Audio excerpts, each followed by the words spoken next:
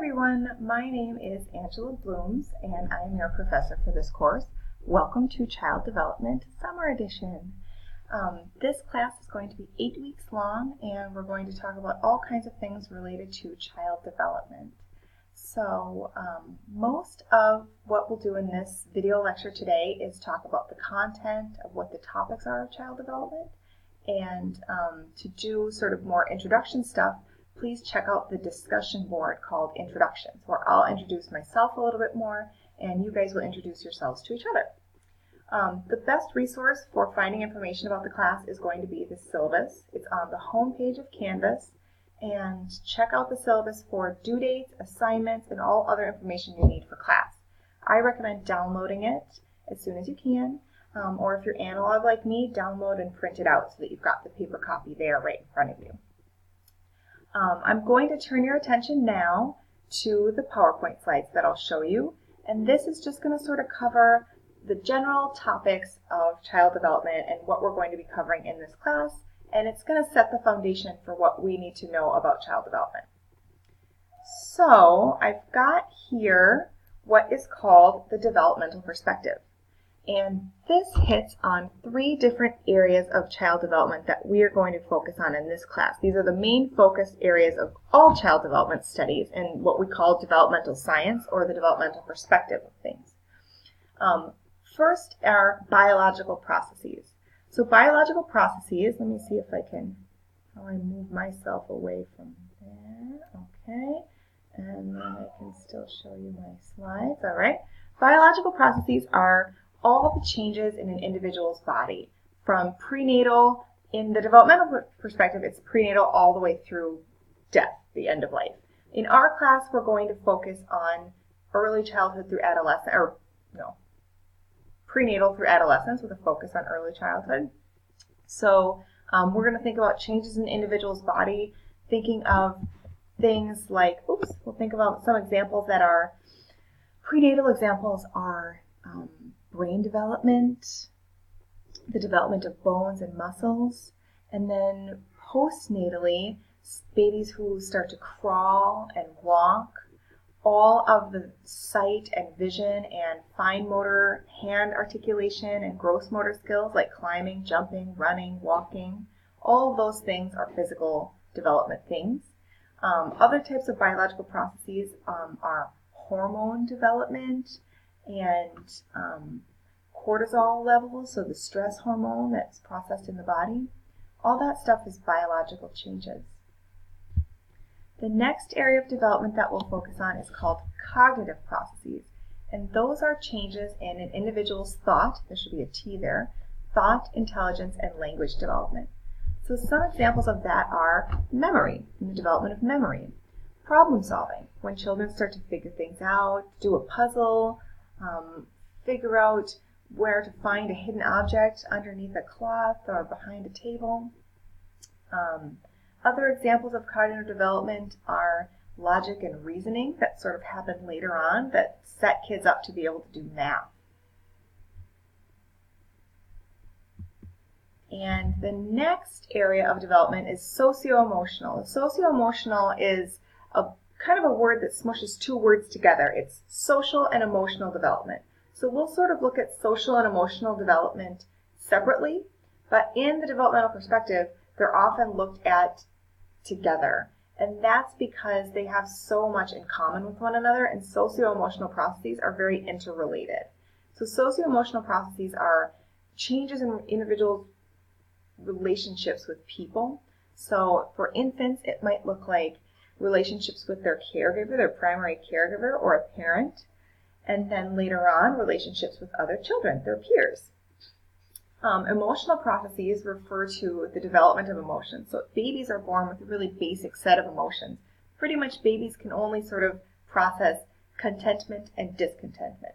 And then later on, they start to process emotions like frustration and jealousy. And those things happen later on. Also changes in personality. So personality development is also an area that it develops throughout early childhood and adolescence. So those are the types of preferences one has, a sort of sense of self or identity or one's place in the world. And all of those things are emotional as well as social. So a lot of times when we think about emotional processes, we just think about feelings. It's not just feelings, it's also that sense of self. All the things that sort of make you who you are. So doing the kinds of things that make you feel proud. Like when a child is able to climb to the top of the playground equipment for the first time. That makes them feel like they're a very competent individual, and that makes them feel proud, and that's an emotional thing.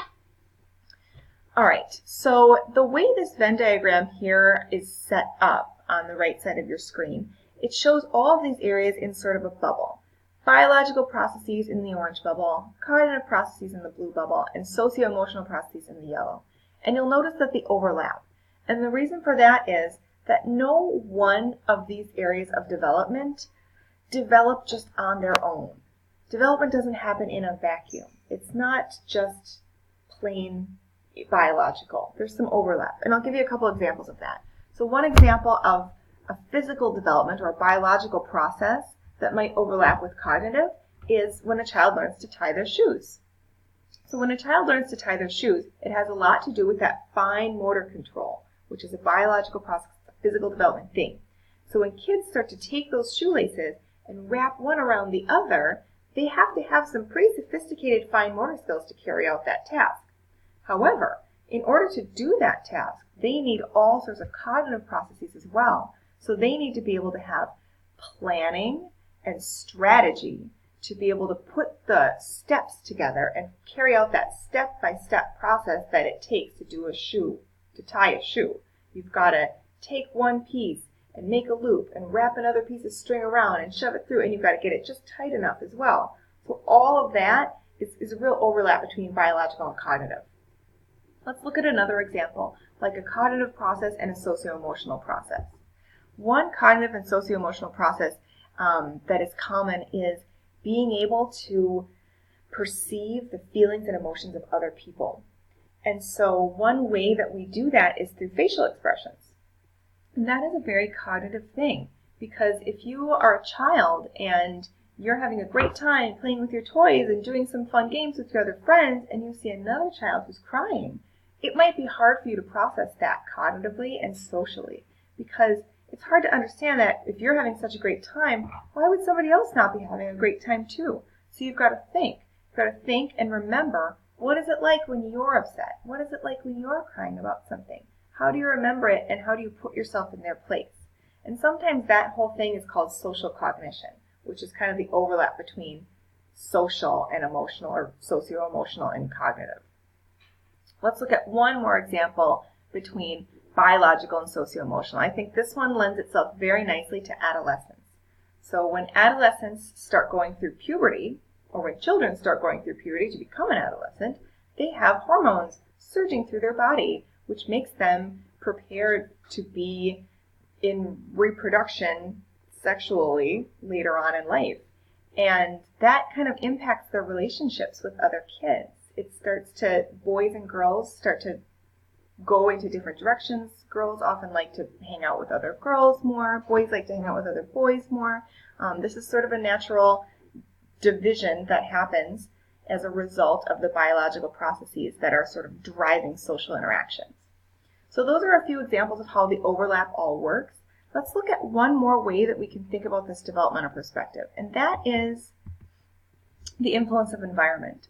So while all of these developmental areas, we call them developmental domains, and you'll hear me say that word a lot in this class. Your 3 areas of development are developmental domains, and sometimes we'll call them 4 areas of development, because social and emotional could be separate. All these developmental domains are impacted by environment.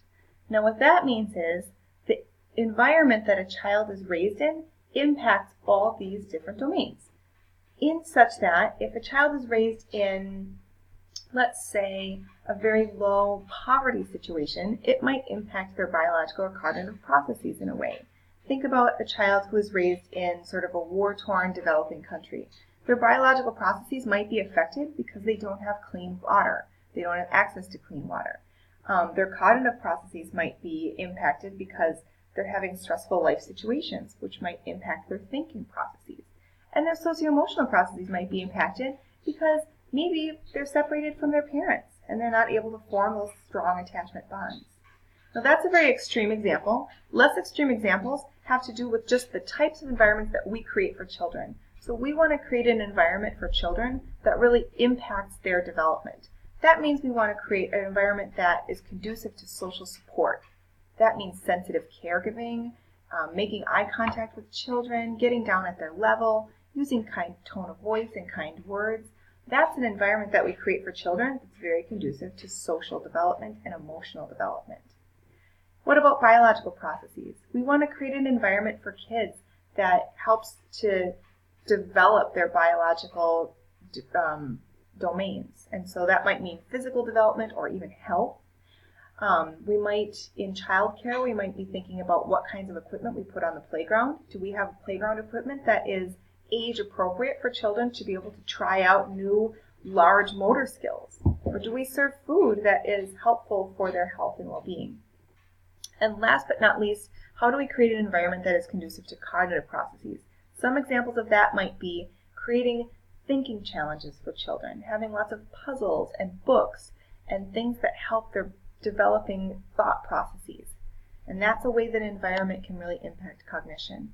So children's environment is a very, very strong predictor of how their development plays out. And we as adults have it in our power to create an environment that supports children's development in these domains. So this is an image from your textbook, and I think it's a little cut off, so I'll just zoom it down a little like this. This is an image from your textbook, and this just kind of lays out the different areas of development that we're going to be covering in this class. So we're going to start by looking at prenatal, and that is everything before the child is born. And then as soon as the child is born, we go into the stage of infancy.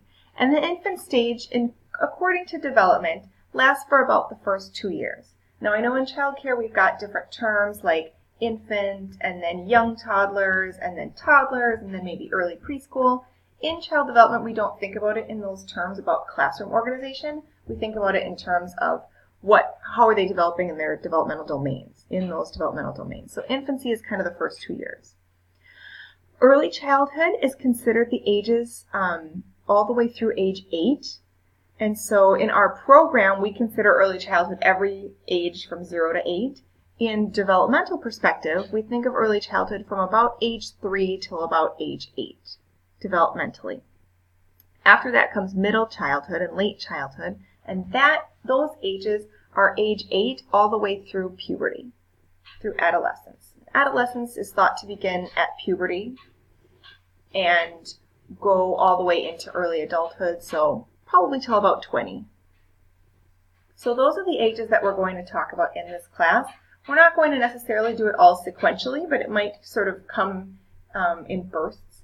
But we are going to make sure to cover all these different processes and all those different age groups. So it's a lot of fun stuff. There's a lot to learn, and I'm very excited to kind of move forward with this content with you guys this summer. If you have questions, please feel free to post on the group discussion board. That's a board that's up all quarter long, where you can post questions about content or assignments. If you have questions about lecture stuff, make sure to post it there, or you can also send me a Canvas message. The best way to get a hold of me this summer is to use Canvas messaging. So that's all for now. I'll check in with you next time. Bye-bye.